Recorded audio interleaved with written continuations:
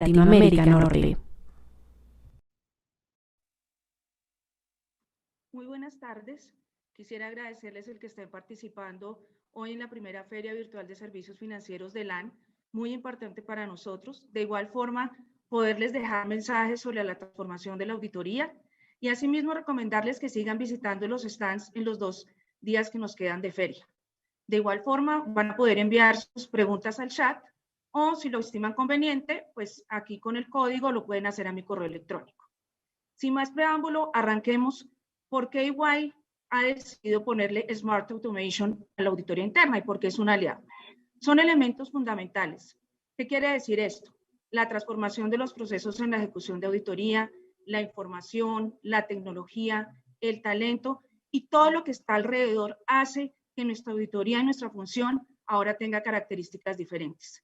¿Qué quiere decir esto? ¿Y cómo traducimos esto que les he explicado? En 4 áreas de impacto fundamentales. Arranquemos por la primera, Data y Analytics. ¿Qué buscamos con la gestión de la información en la auditoría? Poder tener un monitoreo continuo, una gestión en tiempo real y que efectivamente la información que tiene la organización nosotros la podamos utilizar de manera valiosa. Hay herramientas, una como el DigiCube, en el cual podemos utilizar todos los riesgos que tiene la organización y traducirlos en nuestros riesgos de auditoría y de esa manera poder tener una planeación mucho más efectiva. Si luego pasamos al siguiente bloque, la automatización. Muy importante la tecnología para hacer de la auditoría algo mucho más eficiente, para que podamos tener una planeación de riesgos mucho más efectiva, para que nuestros reportes sean mucho más rápidos. Y aquí hablamos de tecnologías como la inteligencia artificial, como RPA, robótica, que vamos a ver más adelante. En tercer lugar, sin decir que sea menos importante, el futuro del trabajo. Aquí estamos hablando de 3 conceptos fundamentales: cómo ser ágiles, cómo ser flexibles y cómo eliminar ciertos desperdicios. Cuando queremos ser ágiles, ¿a qué nos estamos refiriendo? Y es cómo disminuimos los tiempos de la auditoría, cómo podemos entregar resultados en un menor tiempo, pero siempre siendo efectivos y muy oportunos.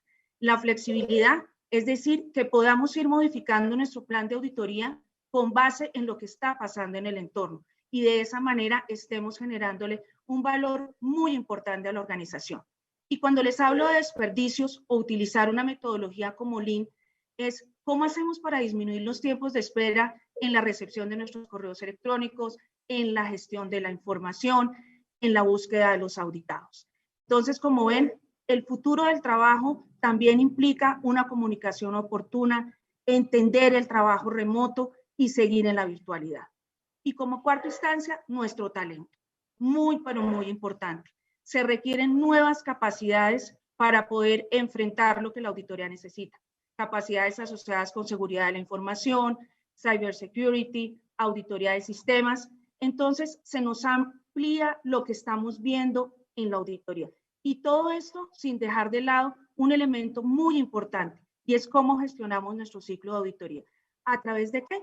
Del Virtual Internal Audit, el VIA, que seguramente pues ustedes ya lo van a poder conocer más adelante y nos permite monitorear nuestro ciclo en tiempo real y hacerlo de manera mucho más efectiva.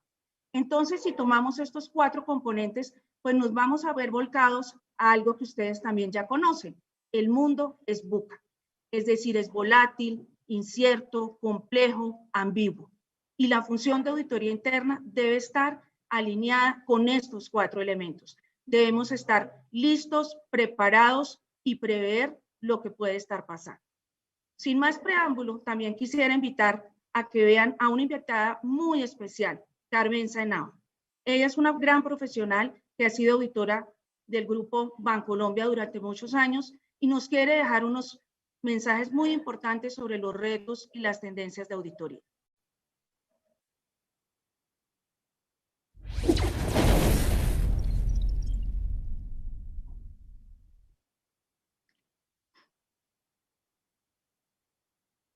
El primer reto para la auditoría transversalmente es cómo pasamos de proteger valor a agregar valor. Y creo que eso pues no resulta nada extraño para nadie. Cómo realmente convertirnos en un área de valor para las organizaciones contante y sonante. Es decir, no quedarnos en esa descripción cualitativa del valor agregado, sino llegar a cuantificar el valor que agrega un área de auditoría dentro de una organización. Y sobre ese voy a hablar de 5 retos. El primer reto, poner de frente la tecnología. Y de frente significa poner de frente el mundo 4.0 para la auditoría, cómo apropiarnos de la tecnología, cómo realmente esa capacidad que hoy brinda el mundo de la analítica, de la inteligencia artificial, de los desarrollos cognitivos, del machine learning, cómo apropiarlos y hacer parte del servicio que presta la auditoría y de la manera en que lo presta. El segundo reto es cómo potencializar, cómo priorizar el servicio de asesoría, de consultoría. Nosotros prestamos 2 servicios, el servicio de aseguramiento y el servicio de asesoría. ¿Cómo potencializar ese servicio de asesoría? Lo hemos dejado muy marginal. Entonces, ¿cómo en realidad ponerle capacidad a ese servicio? El tercero es alrededor de la inmediatez. El mundo hoy requiere que todo sea ya. Mandamos un mensaje, lo deja, ya vi que lo viste, pero no me lo has contestado. Y no nos da tiempo de nada. Entonces, ¿cómo incorporar para dar una respuesta mucho más ágil, mucho más oportuna, todas esas metodologías que también hoy se ofrecen? El agilismo y todas estas otras metodologías para ir a la oportunidad, la inmediatez. El cuarto es cómo incorporar la innovación como una capacidad, es decir, no solamente cómo dar cuenta de productos innovadores o de innovación particular y puntual, cómo desarrollar la innovación como una capacidad. Y eso empieza por la cultura, cómo adoptar, cómo integrar, cómo tener una cultura innovadora dentro de la auditoría. Y el quinto es el fomento del autocontrol. Miremos que para el mundo financiero, por ejemplo, la circular de la Superintendencia de Control Interno nos habla de los autos. Entonces, ¿cómo realmente fomentar desde la auditoría esa cultura autocontrol, autogestión, autorregulación? ¿Cómo fomentamos eso dentro de la organización? No podemos quedarnos en la idea de que el sistema de control va a ser garantizado por las 3 líneas de defensa, que serán sí una necesidad seguramente siempre, pero ¿cómo trasladamos desde la primera línea esa condición del control, el autocontrol? Entonces, para mí, dentro de todos los desafíos, yo me concentraría en ese, siendo transversal el pasar del proteger valor únicamente al agregar valor. Una organización que pone de frente la tecnología, una organización que presta los 2 servicios de asesoría y de aseguramiento y asesoría, que incorpora el agilismo, tiene su capacidad innovadora y fomenta el autocontrol.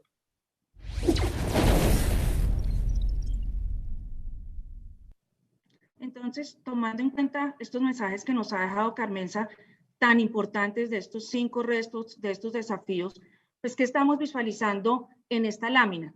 ¿Cómo nosotros hemos venido cambiando, cómo hemos venido evolucionando? Un antes, una auditoría policiva, muy de buscar dónde están los temas, es decir, solamente las evidencias, muy de aseguramiento. El mundo, ¿qué nos ha pedido? El ahora. Estamos trabajando mucho en el tema de los riesgos, de lograr cambios en tecnología, de tener una mayor dinámica, pero aún esa combinación entre aseguramiento y asesoramiento no lo estamos logrando. El asesoramiento es más por una demanda de los directivos de la organización. Y porque hablamos en el último, el requerimiento hoy. Y el requerimiento hoy es transformémonos. Realmente logremos esa innovación. Seamos esos asesores, es decir, logremos ese equilibrio. Porque a través de la asesoría podemos prever, podemos ayudar, podemos identificar nuevos riesgos y nuevos controles. Tenemos que transformar a nuestra gente, lograr que efectivamente esos riesgos emergentes a través de la función de auditoría interna se puedan identificar de una manera más precisa. Y esto pues nos lleva a ver diferentes tendencias. Esto que les acabo de explicar lo hemos visualizado en una encuesta que se hizo el año pasado, en el 2020, atravesando todo el tema de la pandemia, donde se determinaron diferentes estadísticas, que las estoy señalando principalmente, las que ustedes ven marcadas en círculo verde. La necesidad de la robótica, de colaborar con las organizaciones, es decir, entender muy bien a nuestras entidades, a nuestros auditados, entender que el mundo es volátil, que las compañías se están enfrentando a mucha competencia y el auditor debe entenderlo para, como les decía, prever esos riesgos y asimismo las habilidades en tecnología. Son muy, muy importantes, no porque las otras a nivel de procesos, a nivel de funciones, a nivel de estructuras organizacionales no lo sean, es porque debemos buscar ese complemento.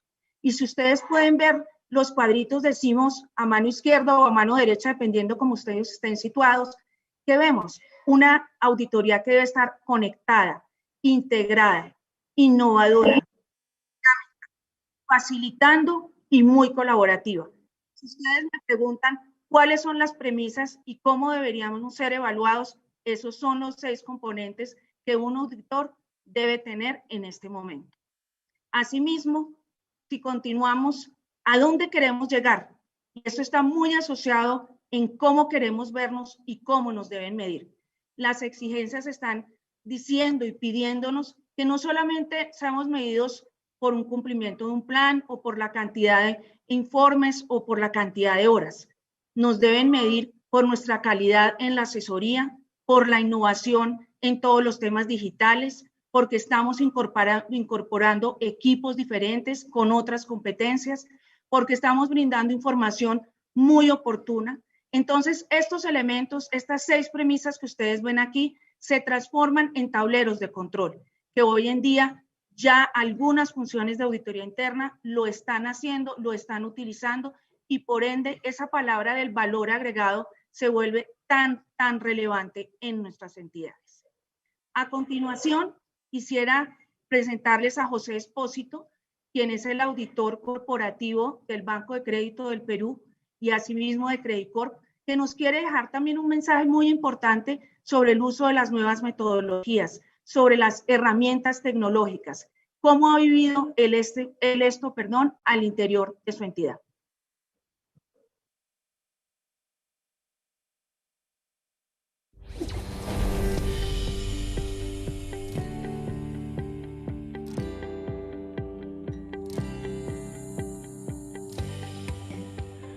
Muy buenas tardes, muy buenas noches.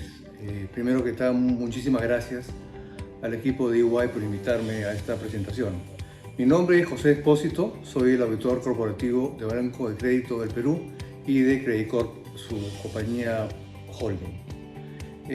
Credicorp, para ponernos un poco en contexto, es una holding cuyas acciones listan en la Bolsa de Nueva York, que tiene 4 segmentos de negocio: Banco Universal, microfinanzas, banca de inversión y el negocio de seguros y de pensiones.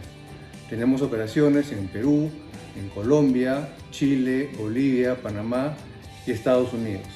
Y gestionamos activos por alrededor de 65.000 millones de dólares en balance y otro tanto en activos bajo administración. Yo soy el auditor corporativo desde el año 2010 y en ese tiempo hemos tenido una transformación a lo largo de los años de cómo trabajar la auditoría continua. Recuerdo que comenzamos alrededor de 2011-2012, donde en ese momento lo que tratábamos de hacer era buscar indicadores que nos permitan monitorear sobre todo fraude, tanto en agencias como fraude en mala venta o en algún tipo de entrega de créditos. Esto lo hicimos sobre todo muy relacionado a la data que teníamos disponible y los sistemas que estaban disponibles para que nosotros podamos tener acceso directo a la fuente original. Esto con el tiempo fue transformando. Recuerden que en el año 2015 se publicó la GTAC número 3, segunda edición, sobre auditoría continua, y ahí empezó el concepto de cómo ayudar a la primera, la segunda y la tercera línea de una forma continua, de una forma que permita un círculo virtuoso en toda la organización para utilizar el monitoreo continuo.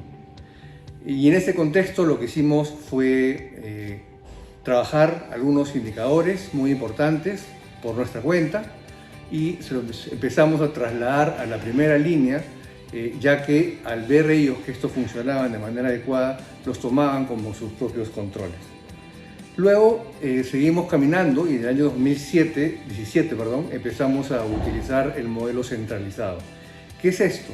Aquí por primera vez empezamos a formar un equipo de data scientists, de ingenieros, de personal especializado en estadística, en modelos. ¿Para qué? Para tratar de construir modelos analíticos que permitan ayudar al auditor en su día a día a, sobre todo, controlar para la redundancia, los controles más importantes de la organización. Posteriormente, también fuimos avanzando y vimos que el modelo centralizado funcionaba, pero que el auditor se sentía ajeno al uso de la analítica de data. Por eso es que empezamos a descentralizar este equipo centralizado para ponerlos en los distintos equipos de auditoría y desde allí dentro trabajar los conceptos de auditoría continua y el uso de analítica de data. Y a partir del 2020 hemos nuevamente modificado un poco el modelo y ahora tenemos 4 grandes capítulos dentro de lo que vendría a ser auditoría continua y data analytics. Primero tenemos un equipo o un chapter de data science que lo que busca es desarrollar modelos o frameworks analíticos para detectar riesgos. Un segundo chapter se llama de monitoreo continuo, que es el primero que hicimos, pero esta vez mucho más especializado y sobre todo le da soporte a los auditores financieros operativos en su día a día. Tenemos como tercer chapter al de engineering, que lo que hace es utiliza ingeniería de datos para que los modelos analíticos que se trabajan dentro de los equipos de auditoría sean más potentes y permitan cubrir más aspectos. Por ejemplo, estamos ahora desarrollando modelos de ingeniería para valorizar portafolios, para revisar que se cumplen los límites, tanto regulatorios como límites internos. Y finalmente tenemos el chapter Data Analytics, que lo que se encarga principalmente es introducir, es enseñar los conceptos de analítica de datos a toda la auditoría con una sola cultura y sobre todo con un gobierno preestablecido. Por ahora estamos utilizando principalmente estas metodologías con el uso de LR, con el uso de Python y también estamos incursionando ya en algunos modelos de inteligencia artificial. Y finalmente quería comentarles que también hemos hecho un importante avance en lo que es la metodología ágil. El Banco de Crédito de Perú empezó a trabajar ya a fondo con modelos ágiles a partir del año 2018. Nosotros, entre mediados de 2018 y casi todo 2019, armamos un equipo de auditores para que se sienten en la mesa simplemente para observar, para entender qué cosa es el agilismo y cómo es que se confeccionan los productos mínimos viables. Y a partir del 2020 desplegamos una metodología propia de auditoría que en síntesis lo que busca hacer es entrar a cada mesa para ver si el MVP cubre con las características deseadas en su concepción. En sencillo, lo que hacemos es, si es que el MVP va a ser una panadería, buscamos dos cosas. Número uno, que la mesa tenga la capacidad de hacer panes. Y después, número dos, que el pan que yo ofrecí, por ejemplo un pan francés, sea realmente y cumpla con las características de un pan francés. Bien, esa es la historia y espero que haya sido útil para ustedes y estoy a su disposición por mi correo, seguramente lo van a poner en las conferencias y estoy a su disposición. Muchísimas gracias.